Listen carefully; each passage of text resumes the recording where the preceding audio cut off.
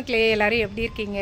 இன்றைக்கி வந்து ஒரு விலாக் தாங்க பார்க்க போகிறோம். இந்த விலாகோட ஸ்பெஷலாக எங்கே நம்ம போகிறோம் அப்படின்னா ஸ்கூலுக்கு தான் போகிறோம், அச்சுப்பாப்பாவோட ஸ்கூலுக்கு. ஸோ அங்கே போயிட்டு நாங்கள் என்ன பண்ண போகிறோம் அப்படின்னு சொல்லிட்டு சொல்கிறேன்.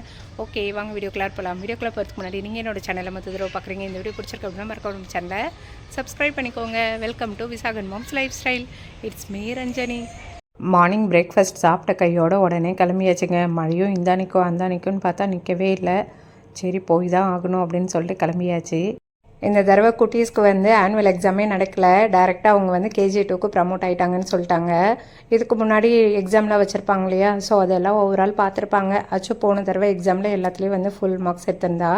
அதுக்கு முன்னாடி ஃபஸ்ட் எக்ஸாமில் வந்துட்டு ஒரு 6 மார்க்ஸ் வந்து கம்மியாக இருந்தது டோட்டலுக்கு எல்லா சப்ஜெக்ட்லேயும் சேர்த்து.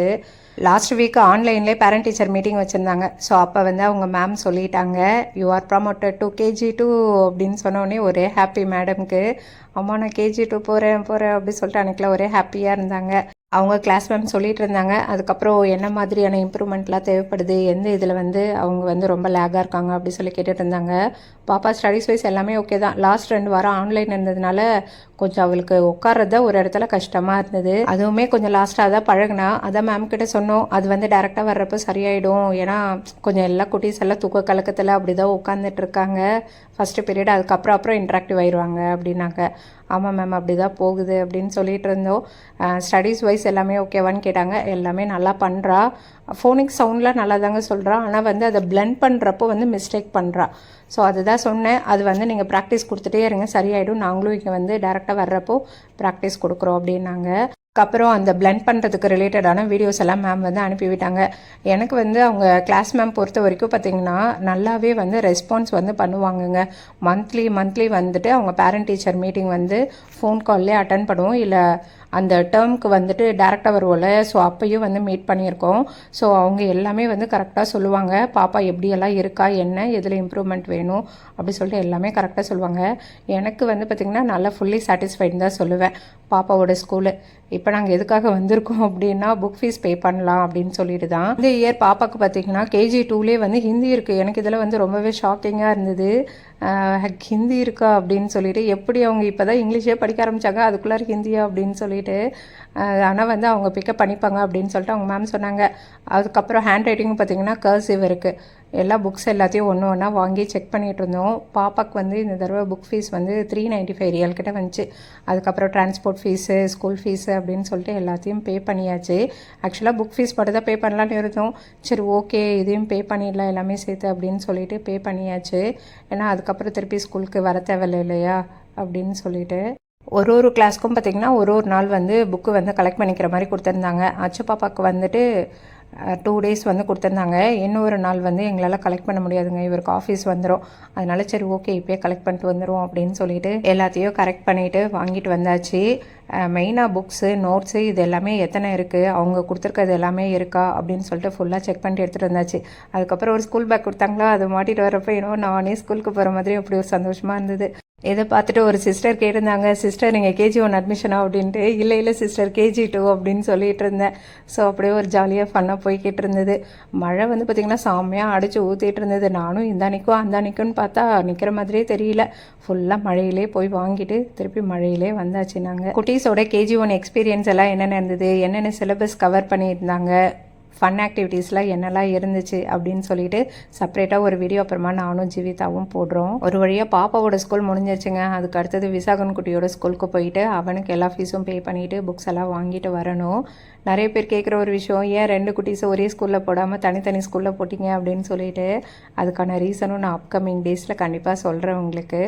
பாப்பாவுக்கு முடிச்ச கையோடு போகலான்ட்டு தான் இருந்தோங்க. அதுக்கப்புறம் இப்போ விசாகன் குட்டிக்கு டைமிங் பார்த்தா ஈவினிங் தான் போட்டுருந்தாங்க. சரி ஓகே அப்போ ஈவினிங் தானே போகணும் அப்படின்னு சொல்லிட்டு வீட்டுக்கு வந்தாச்சு. நாங்கள் விசாகன் குட்டி வந்து இந்த வருஷம் அப்படி சொல்லிட்டு அப்படி ஒரு சந்தோஷமாக ரிசல்ட் எல்லாம் பார்த்துட்டு இருந்தா. நல்ல சூப்பரான மார்க்ஸ் வாங்கி எல்லாத்துலேயும் வந்து செம்மையாக பண்ணியிருந்தா விசாகன் குட்டி. ஸோ அன்றைக்கெலாம் ஒரே ஜாலியாக இருந்தது. அதனால ஸ்பெஷலாக கேக்லாம் வாங்கி கொடுத்தோம். அவனும் ஜாலியாக இருந்தான். இப்போ கிரேட் 6 போகிறதுனால அது சந்தோஷமாக தான் இருக்குது. இன்னொரு பக்கம் வந்து இப்போ இது வந்து ஹையர் கிரேட் இல்லையா, ஸோ அதுக்கேற்ற மாதிரி நிறைய படிக்க வைக்கணும் அப்படின்னு சொல்லிட்டு ஒரு பக்கம் பயமாக தான் இருக்குது. அவனுக்கு இல்லை, எனக்கு தாங்க.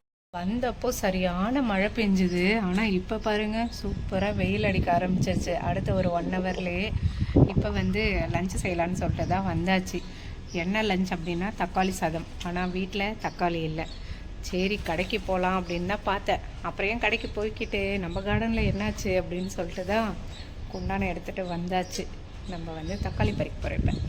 மழை முடிஞ்சது கார்டனை பார்க்கவே சூப்பராக இருக்குது. எவ்வளோ தக்காளி காய்ச்சிருக்கு பாருங்கள். இங்கே கொஞ்சம் தக்காளி இருக்குது, அதுக்கப்புறம் இங்கே இருக்குது, அடுத்ததோ இங்கே இருக்குது. இது எல்லாத்தையும் தான் பறிக்க போகிறோம். ஆல்ரெடி ஒரு தடவை நம்ம வந்து காய்ச்சதெல்லாம் பறிச்சாச்சு. இது 2வது தடவையும் வந்திருக்கு.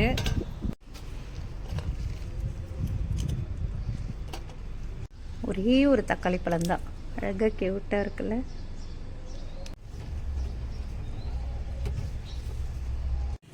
தக்காளி எல்லாத்தையும் வெளியில் எடுத்து வச்சாச்சு. இப்போ இந்த பாத்திரத்தை ஃபஸ்ட்டு வெயிட் போட்டு அதுக்கப்புறமா நம்ம தக்காளி எல்லாம் எடுத்து வைப்போம். 1 கிலோ கிட்ட வரும்னு பார்த்தேன், கடைசியில் 1/2 கிலோ தான் வந்திருக்கு. இருந்தாலும் ஹாப்பி.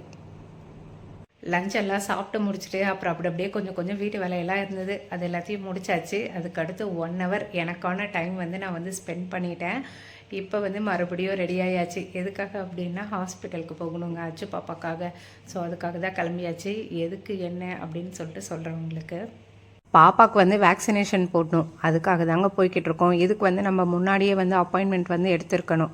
ஸோ அதனால் நாங்கள் முன்னாடியே எடுத்தாச்சு. லாஸ்ட் வீக் தான் எடுத்திருந்தோம். ஸோ இந்த வாரம் கொடுத்துருந்தாங்க. வேக்சினேஷனுக்கு வந்து அமௌண்ட்லாம் எதுவுமே பே பண்ண தேவையில்லை, ஃப்ரீ தாங்க. எங்களோட ஹெல்த் சென்டர் பார்த்திங்கன்னா வக்ரா ஹெல்த் சென்டர். ஸோ அங்கே தான் போயிருந்தோம். பயப்படக்கூடாது சரியா, பொந்தா இருக்கணும். வா, பொந்தா இருக்கியா? சரி ஓகே. அழுவக்கூடாது, அடம் பண்ணக்கூடாது. ஆ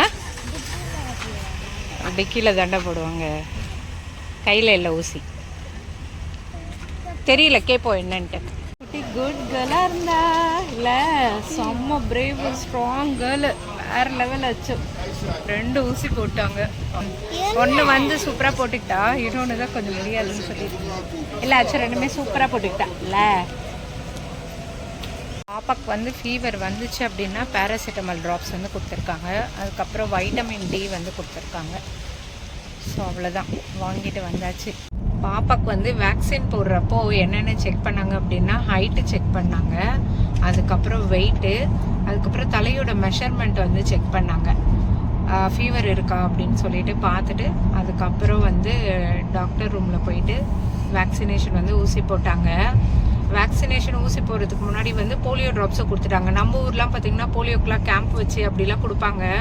பட் இங்கே வந்து வேக்சினேஷன் போடுறதுக்கு ஊசி போடுறதுக்கு முன்னாடி இங்கே போலியோ ட்ராப்ஸ் வந்து கொடுத்துட்டாங்க. அதுக்கப்புறம் 2 ஊசி போட்டாங்க இந்த தடவை வேறு அச்சுக்குட்டிக்கு. 2 கையிலையும் 2 ஊசி போட்டாச்சு.